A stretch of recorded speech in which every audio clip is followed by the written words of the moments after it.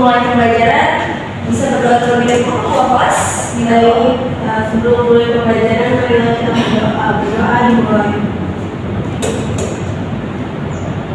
Berdoa selesai. Oke, terima kasih. Ibu presentasi terlebih dahulu ya. Ibu. Tiara Nazila.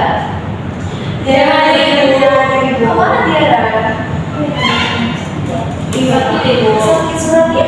Suratnya lagi dibawa ini, Bu Tiket. Oh iya, oke. Nanti tolong berikan ke ibu ya. Iya, Ibu.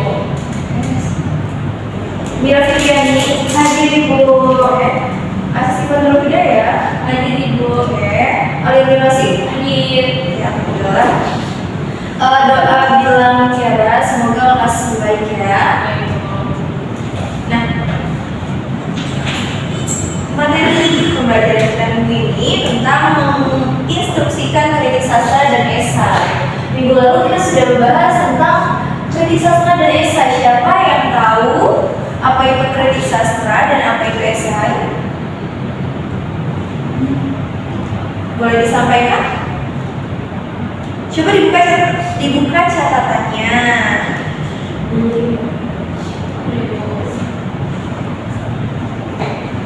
Dibuka catatannya, dilihat pengertiannya.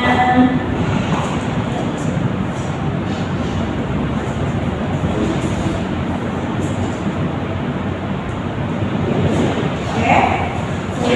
Oh iya, semangat. Jadi kritik sastra itu adalah analisis dan evaluasi karya sastra berdasarkan aspek-aspek seperti struktur, bahasa, dan tema. Kemudian untuk esai itu adalah karangan prosa yang membahas suatu topik dengan cara analitis dan kritis itu. Oke, terima kasih Siva. Nah, jadi Ibu akan mengulas kembali. Sebentar ya.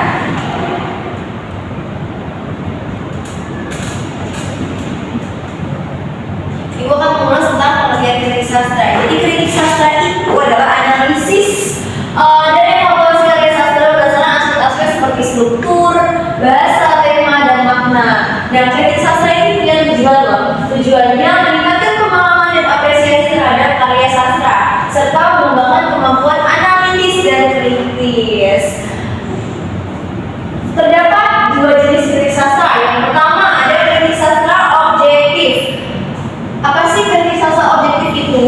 Maksudnya kita menganalisis karya sastra berdasarkan aspek-aspek teknisnya. Sedangkan yang kedua, kritik sastra subjektif. Kita menganalisis karya sastra berdasarkan pendapat dan perasaan pribadi. Selanjutnya langkah-langkah kritik sastra. Siapa yang bisa bantu membacakan? Saya. Ya, baik Alia, silakan. Langkah-langkah kritik sastra. Membaca kritik sastra secara keseluruhan. 2. Mengidentifikasi tema, tokoh, dan terdampak. 3. Menganalisis struktur dan bahasa dan gaya penulisan. 4. Menilai kekuatan dan kelemahan karya sastra. 5. Membuat kesimpulan dan rekomendasi. Oke, terima kasih Alia. Ya, jadi kita sebelum adanya kritik sastra itu ada langkah-langkah kritik sastra. Kalau misalnya kita ingin mengkritik suatu sastra, pastinya kita harus membaca karya sastra itu secara keseluruhan dulu ya. Baru mengidentifikasi temanya, tokohnya, dan latar belakangnya. Setelah itu, kita bisa menganalisis struktur bahasa dan gaya penulisan. Setelah selesai 3 langkah itu, kita bisa menilai kelebihan dan kelemahan karya sastra. Dan yang terakhir, kita juga bisa membuat kesimpulan dan rekomendasi atas sastra yang kita kritik, yang kita kritik tersebut. Oke, selanjutnya ada pengertian esai. Esai adalah karangan prosa yang membahas suatu topik dengan cara analitis dan kritis. Tujuan membuat esai adalah mengembangkan kemampuan berpikir kritis, analitis, dan komunikatif. Nah, terdapat 2 jenis esai yang sebagai berikut. Yang pertama ada esai argumentatif.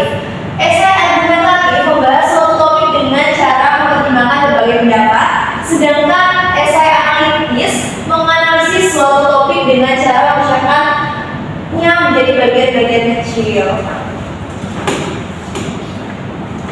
Baik, ini ada struktur esai. Jadi esai itu mesti punya strukturnya. Yang pertama pendahuluan. Oke. Tubuh esai. Iya, isinya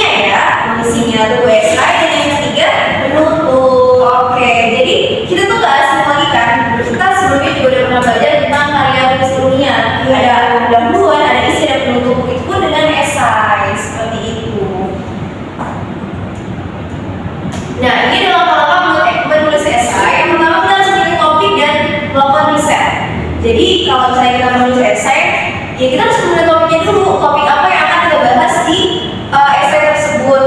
Atau kita juga bisa melakukan riset.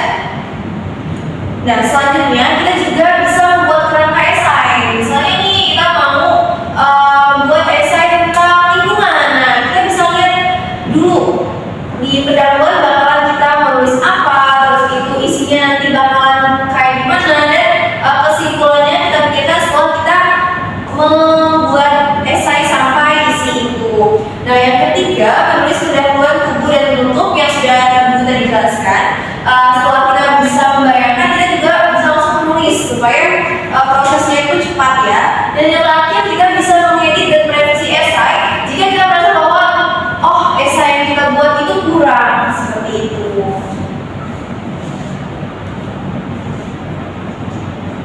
Baik, selanjutnya ada keterampilan kritik sastra dan esai. Dalam kritik sastra dan esai itu kita harus punya keterampilan. Yang pertama, kita harus membaca kritis dan analitis. Terus juga kita harus berpikir kritis dan logis. Yang ketiga, kita menulisnya itu harus jelas dan efektif. Yang keempat, mengembangkan argumen dan analisis. Dan yang kelima, menganalisis dan menilai karya sastra dan esai. Jadi kalau kita mengkritik sastra dan esai, berarti kita juga menganalisis dan menilai karya tersebut. Oke, selanjutnya ada keterampilan kritik esai. Jadi sepertinya sudah dijelaskan. Oke, sekarang ada penugasan. Nah, sebelum penugasan ini coba bikin 2 kelompok aja. Satu kelompok terdiri atas 2 orang. Ibu tidak masuk. Tidak masuk. Gimana kalau saya bertiga aja, jadi 1 kelompok. Tapi nanti ada penugasan individu setelah ini. Baik. Kita kerja kelompok dulu ya. Kerja kelompok buat kayak saya kalian ada yang nggak tahu nih, bisa bareng-bareng, bisa diskusi dulu. Nanti kalau misalnya itu masih penugasan di rumah, kita bisa mengerjakan secara individu yang mudah sekali. Bisa dibaca penugasannya? Baik, penugasannya 1. Daftarkan identitas karya tersebut. 2. Buatlah deskripsi singkat karya tersebut. Untuk film, drama, dan novel, wujud deskripsinya adalah sinopsis. 3. Datalah kelebihan dan kelemahan karya tersebut. 4. Berdasarkan kelebihan dan kelemahan yang telah kamu data, buatlah teks kritis sederhana minimal 200 kata. Oke, jadi yang pertama kita harus lakukan adalah kita harus menentukan karya yang akan kita buat itu yang mana, ya, karya itu yang mana. Terus setelah kita menentukan karya, kita akan mengkritik, ya. Nah, dengan langkah-langkah yang sudah ibu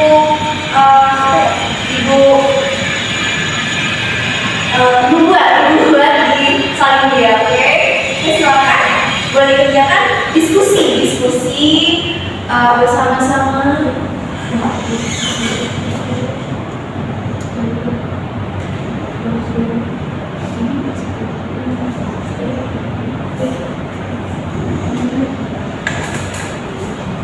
Yuk diskusi dulu. Kalau kira-kira bisa nanya sama si Pak, si Mama tuh nanya lihat gitu sebaliknya ya. Ibu bareng-bareng. Nanti kita presentasi kalau udah.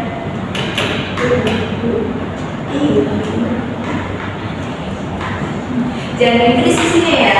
Ibu. Ya Ibu.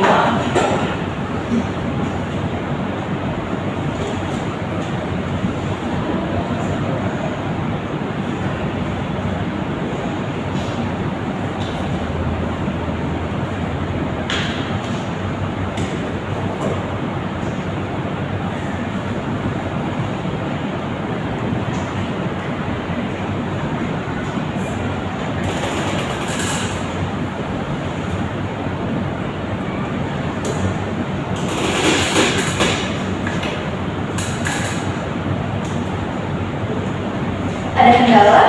Dari bawah ini. Oke, aman ya. Ingat yang pertama kita harus mendata identitas karya. Selanjutnya kita juga bisa membuat deskripsi singkat karya. Misalnya nih, kalau misalnya karyanya film, drama, dan novel, kita itu bisa aja, nggak usah secara keseluruhan, nggak apa-apa. Terus itu setelah selesai kita bisa mendapati kelebihan dan kekurangan dari karya tersebut. Setelah selesai bisa dipresentasikan.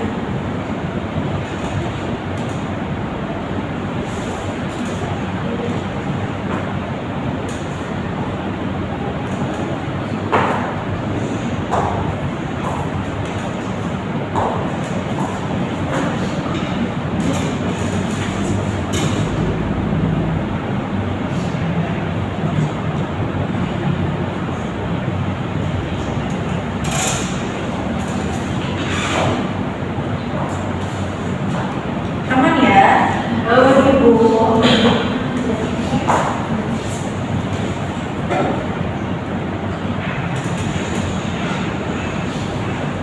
Oke, boleh dibacakan, silakan maju ke depan. Siapa pun yang mau mewakili? Saya. Oke, Alia, silakan.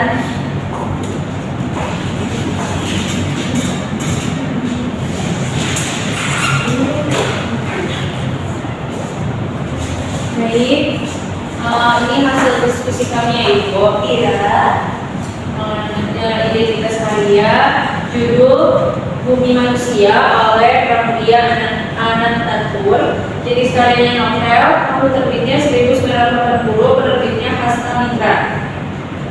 Deskripsi singkat atau sinopsis, novel Bumi Manusia menceritakan kisah Mike, seorang pemuda Jawa yang bersekolah di sekolah Belanda di Surabaya pada awal abad ke-20. Mike kemudian terlibat dalam perjuangan kemerdekaan Indonesia dan mengalami konflik antara budaya Jawa dan Belanda. Kelebihannya, menggambarkan kehidupan masyarakat Indonesia pada masa kolonial. 2. Menyajikan kritik sosial terhadap penjajahan Belanda. 3. Bahasa yang digunakan indah dan ekspresif. 4. Karakter Mike yang kompleks dan menarik. 5. Meningkatkan kesadaran akan pentingnya kemerdekaan. Kelemahan, alur cerita yang kompleks dan sulit diikuti. 2. Terlalu banyak karakter yang membuat pembaca kesulitan mengingat. 3. Bahasa yang digunakan terkadang terlalu formal. 4. Kurangnya penjelasan tentang latar belakang sejarah. Teks kritik novel Bumi Manusia karya Pramudia Anantatur merupakan karya sastra yang sangat penting dalam sejarah literatur Indonesia. Melalui kisah Mike, Pramudia berhasil menggambarkan kehidupan masyarakat Indonesia pada masa kolonial yang mendukung konflik dan perjuangan. Kelebihan novel ini terletak pada bahasa yang indah dan ekspresif serta kritik sosial yang tajam terhadap penjajahan Belanda. Namun, alur cerita yang kompleks dan terlalu banyak karakter membuat pembaca kesulitan mengikuti. Meskipun demikian, novel ini tetap merupakan karya yang sangat berpengaruh dan wajib dibaca oleh pecinta sastra Indonesia. Pramudia berhasil meningkatkan kesadaran akan pentingnya kemerdekaan dan menginspirasi generasi muda untuk memperjuangkan hak mereka. Dengan demikian, novel Bumi Manusia merupakan karya yang patut dihargai dan dipelajari lebih lanjut. Cukup Ibu. Terima kasih Ria, tepuk tangan untuk semua. Dan tadi kalian sudah memilih karya sastra novel karya Pramudia Anantatur ya? Iya. Novel kan? Nah, setelah itu kan kita sudah berdiskusi. Nanti kerjakan di rumah. Jadi tugas itu sama seperti ini. Dicatat dulu ya, dicatat dulu. Nah, sudah dicatat. Kalau sudah dicatat, dikerjakan di rumah. Pekan yang akan datang kita kumpul ya. Di folio, tulis tegak bersambung. Ya. Jangan berdiskusi dan jangan ada teks yang sama antara teman satu dengan yang lainnya. Jadi kita tuh sendiri-sendiri ya. Oke, tugas kelompok sudah, tugas individu juga sudah. Nanti dikumpul di depan. Oke, mungkin sampai sini saja pembelajaran hari ini. Ketua kelas, tolong pimpin doa. Baik, sebelum lanjut pembelajaran, marilah kita berdoa. Berdoa dimulai. Berdoa selesai. Oke, terima kasih untuk anak-anak yang sudah aktif dalam diskusi hari ini. Ibu harap pekerjaan rumahnya dikerjakan di rumah, jangan di sekolah ya. Oke, jangan lupa dikumpulkan ketua kelasnya itu kita tolong dikumpulkan ke meja ya. Sebelum jam pelajaran dimulai itu harus dikumpul karena mau dinilai. Ibu akhiri pembelajaran hari ini. Mohon maaf jika ada kesalahan dalam perkataan maupun perbuatan. Ibu akhiri, wassalamualaikum warahmatullahi wabarakatuh. Waalaikumsalam warahmatullahi wabarakatuh.